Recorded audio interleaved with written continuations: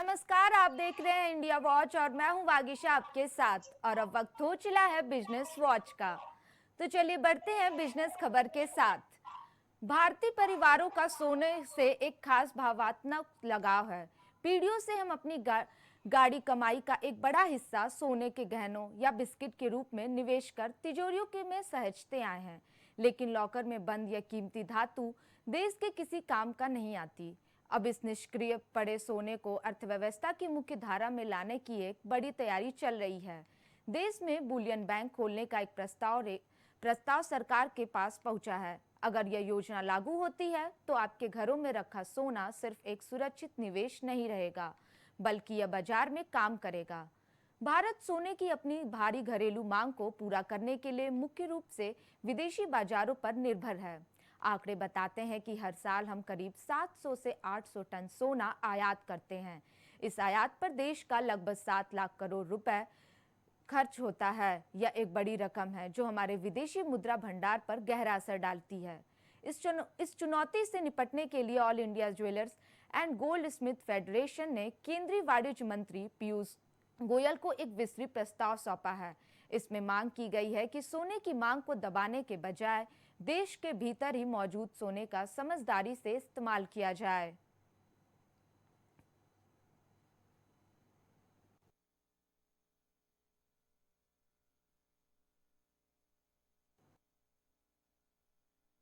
देश में तापमान 45 डिग्री को पार कर रहा है। ऐसे में लोगों का रुझान ठंडी चीजों की ओर बढ़ जाता है।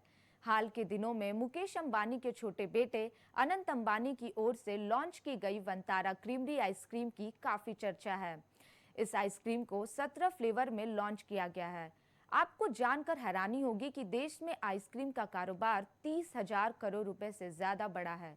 खास बात तो ये है कि अगले करीब 10 बरस में इसका साइज 3 गुना से भी ज्यादा बड़ा हो सकता है।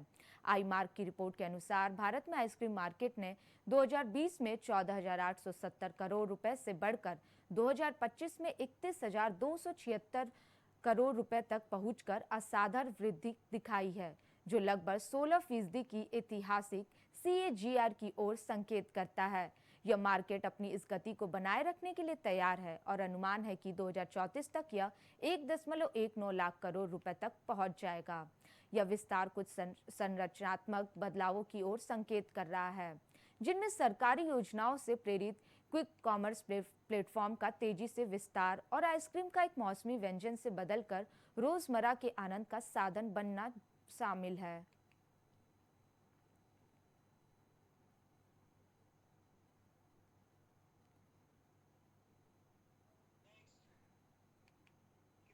प्रधानमंत्री किसान सम्मान निधि योजना के करोड़ों लाभार्थियों के लिए एक बेहद जरूरी खबर है। बीते 13 मार्च 2026 को प्रधानमंत्री नरेंद्र मोदी ने असम के गुवाहाटी से इस योजना की 22वीं किस्त जारी की थी। उस वक्त देश भर के 9.3 करोड़ से ज्यादा किसानों के बैंक खातों में डायरेक्ट बेनिफिट ट्रांसफर के माध्यम से सीधे 2-2 हजार रुपए भेजे गए थे। अब एक बार फिर किसानों की निगाहें अगली यानी 23वीं किस्त पर टिक गई है। यह पैसा सीधा आपके बैंक खाते में आता है, लेकिन थोड़ी सी चूक इस राहत के बीच में ही रोक सकती है। पीएम किसान योजना का सीधा सा गणित है। सरकार हर साल किसानों को 6,000 रुपए की नकद सहायता देती है। इसे 2-2 हजार रुपए की 3 किस्तों में बांटा गया है। सिस्टम के मुताबिक पहली किस्त अप्रैल से जुलाई के बीच आती है, दूसरी किस्त अगस्त से नवंबर के दौरान, तीसरी किस्त दिसंबर से मार्च के बीच जारी की जाती है। चूंकि 20वीं किस्त मार्च 2026 में आ चुकी है, इसलिए अब अप्रैल जुलाई साइकिल की 23वीं किस्त का समय हो गया है। मौजूदा आकलन के अनुसार जून या जुलाई 2026 के बीच कभी भी यह रकम किसानों के खातों में ट्रांसफर की जा सकती है। हालांकि कृषि मंत्रालय की तरफ से अभी भी फाइनल डेट का ऐलान होना बाकी है।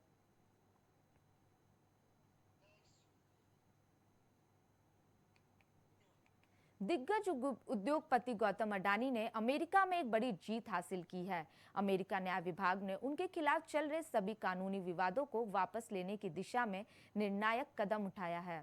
यह फैसला ऐसे समय में आया है जब अडानी समूह ने अमेरिकी अर्थव्यवस्था को पंख लगाने के लिए वहां $10,000 की निवेश की योजना पेश की। ट्रंप प्रशासन ने सोमवार को गौतम अडानी और उनकी कंपनियों के खिलाफ चल रही सभी पुरानी कानूनी अड़चनों को पूरी तरह खत्म करने की दिशा में तेजी से काम किया है। दुनिया के सबसे प्रभावशाली उद्योगपतियों में शुमार गौतम अडानी की यह जीत उनके बेदाग व्यापारी दृष्टिकोण को दर्शाती है। रॉयटर्स की एक रिपोर्ट के मुताबिक अडानी समूह अमेरिका में $10 अरब का भारी भरकम निवेश कर वहां बुनियादी ढांचे और विकास में बड़ी भूमिका निभाना चाहता है। इस मेगा इन्वेस्टमेंट को धरातल पर उतरने के लिए इस पुराने कानूनी मामलों का खत्म होना बहुत जरूरी था, जिस पर अब अमेरिकी प्रशासन ने भी अपनी सकारात्मक मुहर लगा दी है।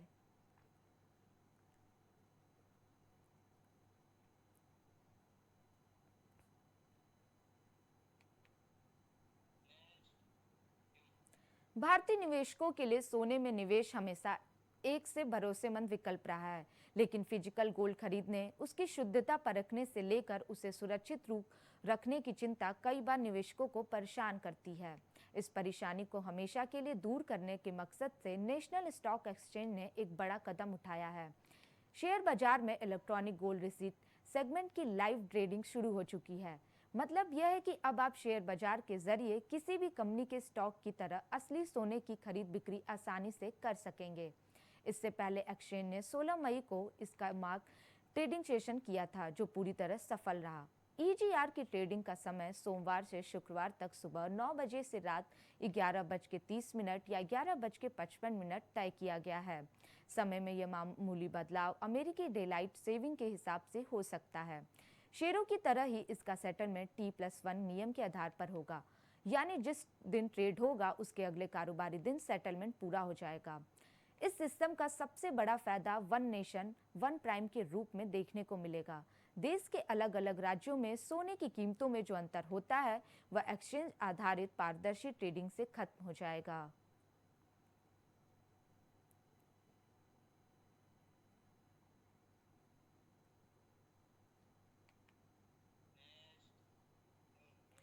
कर्ज और वित्तीय संकट से लंबे समय से जूझ रही वोडाफोन आइडिया अब सबसे बड़े बदलाव की तैयारी में जुटी है। कंपनी एसबीआई का नेतृत्व वाले बैंकों के समूह के साथ 35,000 करोड़ रुपए के डेट फंडिंग पैकेज पर तेजी से बातचीत कर रही है। इस फंडिंग को कंपनी के लिए गेम चेंजर माना जा रहा है, क्योंकि इसे वोडाफोन आइडिया अपने नेटवर्क विस्तार और बाजार में पकड़ मजबूत करने की दिशा में बड़ा कदम उठा सकती है। कंपनी के सीईओ अभिजीत किशोर ने चौथी तिमाही की कमाई के दौरान बताया कि इस पैकेज में 25,000 करोड़ रुपए की फंडेड सुविधा और 10,000 करोड़ रुपए की नॉन फंडेड सुविधा शामिल होगी। इस रकम का इस्तेमाल अगले 3 वर्षों में 4G और 5G नेटवर्क विस्तार, इंफ्रास्ट्रक्चर सुधार और ग्राहकों को बेहतर सेवा देने में किया जाएगा। वर्तमान में वोडाफोन पीएलसी की कंपनी ने 16.07% हिस्सेदारी है, जबकि आदित्य बिरला ग्रुप के पास 9.57% हिस्सेदारी मौजूद है। अब सबसे बड़ा सवाल यही है कि क्या 35,000 करोड़ रुपए का फंड वोडाफोन आइडिया को नई उड़ान देगा, और क्या कंपनी रिलायंस जियो और भारती एयरटेल जैसी दिग्गज कंपनियों को कड़ी टक्कर दे पाएगी। आने वाले महीनों में इसकी तस्वीर साफ हो सकती है।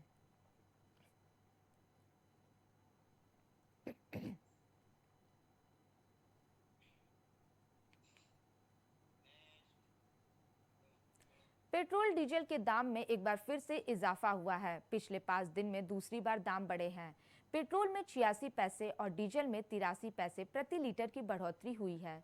5 दिन में करीब 4 रुपए प्रति लीटर दाम बढ़े हैं। इससे पहले 15 मई को पेट्रोल डीजल की कीमतों में बढ़ोतरी हुई थी। दोनों ही ईंधनों की कीमतों में 3 रुपए प्रति लीटर का इजाफा हुआ था। इस नई बढ़ोतरी के बाद दिल्ली में पेट्रोल की कीमत 98.64 रुपए प्रति लीटर पहुंच गई है, जबकि डीजल 91.58 रुपए प्रति लीटर हो गया है। नई बढ़ोतरी से पहले दिल्ली में पेट्रोल की कीमत 97.77 रुपए प्रति लीटर, जबकि डीजल की कीमत 90.67 रुपए प्रति लीटर थी। बता दें कि इस बढ़ोतरी के बाद रोजाना सफर करने वाले नौकरी पेशा लोगों, ऑटो रिक्शा और ऐप बेस्ड कैब चालकों के दैनिक खर्च पर सीधा असर पड़ेगा। जब से ईरान जंग की शुरुआत हुई है, तब से कच्चे तेल के दाम में 50% से ज्यादा का इजाफा देखने को मिल चुका है। पिछले कुछ दिनों से कच्चे तेल के दाम $100 प्रति बैरल से ज्यादा बने हुए हैं। डॉलर के मुकाबले में रुपए में भारी गिरावट देखने को मिली है। डॉलर के मुकाबले भारतीय रुपया 96.23 के नए रिकॉर्ड निचले स्तर आ गया है।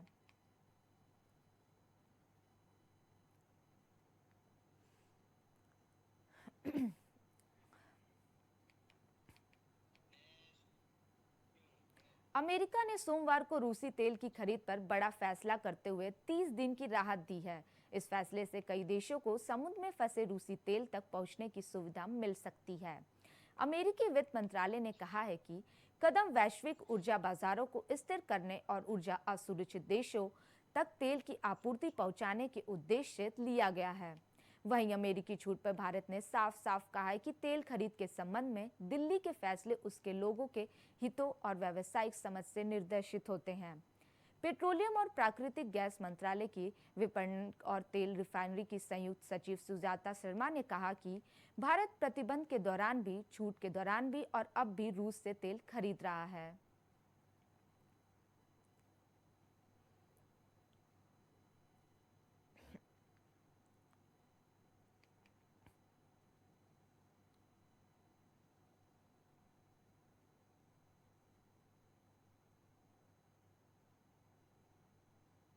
प्रधानमंत्री नरेंद्र मोदी ने सोमवार को नॉर्वे के बड़े बिजनेस और रिसर्च लीडर्स के साथ बड़े स्तर पर बातचीत की, जिसमें भारत में अवसर की बात कही गई।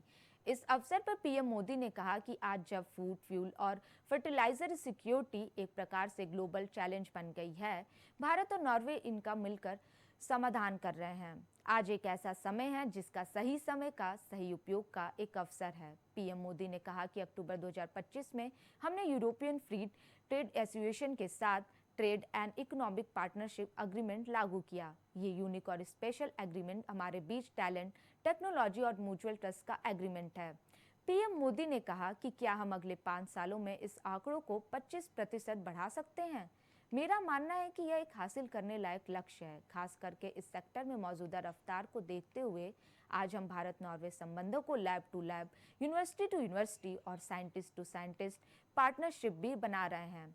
इससे दोनों देशों के रिसर्च और स्टार्टअप इकोसिस्टम कनेक्ट होंगे। उन्होंने कहा कि आप सभी के लिए मेरा पहला मैसेज यही है कि आप अपने विजन और एम्बिशन को बड़ा करें। मैं आपको मौके तलाशने का और इंडिया में अपना बिजनेस शुरू करने के बारे में सोचने के लिए बढ़ावा देता हूं।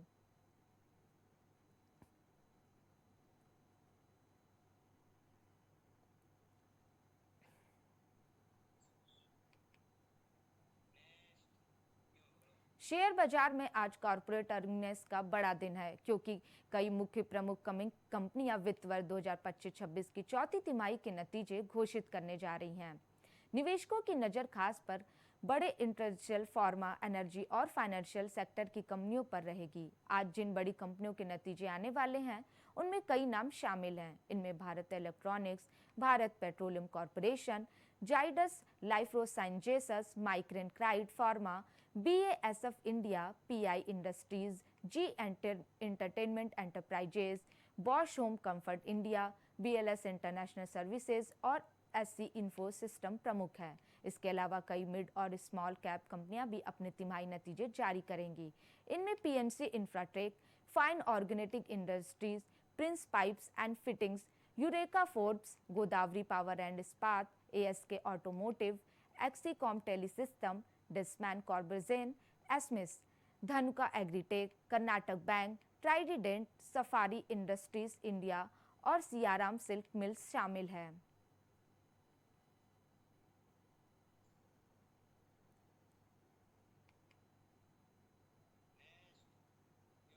अमेरिका के राष्ट्रपति डोनाल्ड ट्रंप ने ईरान पर संभावित सैन्य कार्रवाई को फिलहाल रोकने का फैसला किया है। यह कदम ऐसे समय पर आया है जब दोनों देशों के बीच तनाव लगातार बढ़ रहा है और क्षेत्र में हालात बेहद संवेदनशील बने हुए हैं। ट्रंप ने सोशल मीडिया पर जानकारी देते हुए कहा है कि इस समय ईरान के साथ कुछ अहम और गंभीर बातचीत चल रही है। इसी वजह से उन्होंने मंगलवार को प्रस्तावित सैन्य हमले को आगे न बढ़ाने का निर्णय लिया है। राष्ट्रपति ट्रंप ने पहले संकेत दिए थे कि यदि ईरान किसी समझौते तक नहीं पहुंचता है तो संघर्ष दोबारा शुरू हो सकता है। उन्होंने यह भी कहा था कि अमेरिका किसी भी समय बड़े स्तर पर सैन्य कार्रवाई के लिए तैयार है। ट्रंप के अनुसार उन्होंने अमेरिकी सेना को यह निर्देश दिया था कि जरूरत पड़ने पर तुरंत और बड़े पैमाने पर कार्रवाई के लिए तैयार रहें। हालांकि उन्होंने यह स्पष्ट नहीं किया कि हमले की योजना किस स्तर पर थी या उनका लक्ष्य क्या था।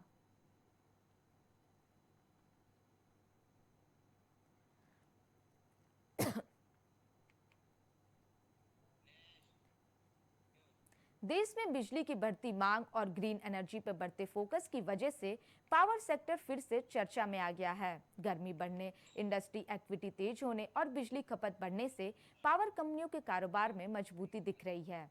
FY26 में देश के peak power demand record 256 gigawatt तक पहुंच गई। वहीं अप्रैल महीने में बिजली की मांग करीब 4.5% बढ़ी। इसका असर पावर कंपनियों के शेयरों पर भी दिखा। पिछले 3 महीनों में कई शेयरों में शानदार तेजी आई। अब बाजार की नज़र खास तौर पर उन कंपनियों पर है जो रिन्यूएबल एनर्जी, बैटरी स्टोरेज और पावर इक्विपमेंट बिजनेस में तेजी से विस्तार कर रही है। भारत ने FY26 में करीब 57.5 गीगावाट नई बिजली क्षमता जोड़ी, जिसमें सबसे ज्यादा योगदान सोलर और विंड एनर्जी का रहा। अब देश की कुल बिजली क्षमता में आधे से ज्यादा हिस्सा रिन्यूएबल एनर्जी का हो चुका है।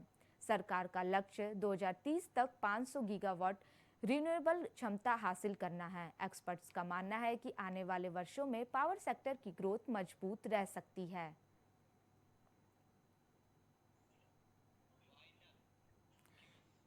फिलहाल बिजनेस वॉच में सिर्फ इतना ही। ऐसे ही देश विदेश की तमाम बड़ी खबरों को देखने के लिए बने रहे इंडिया वॉच के साथ।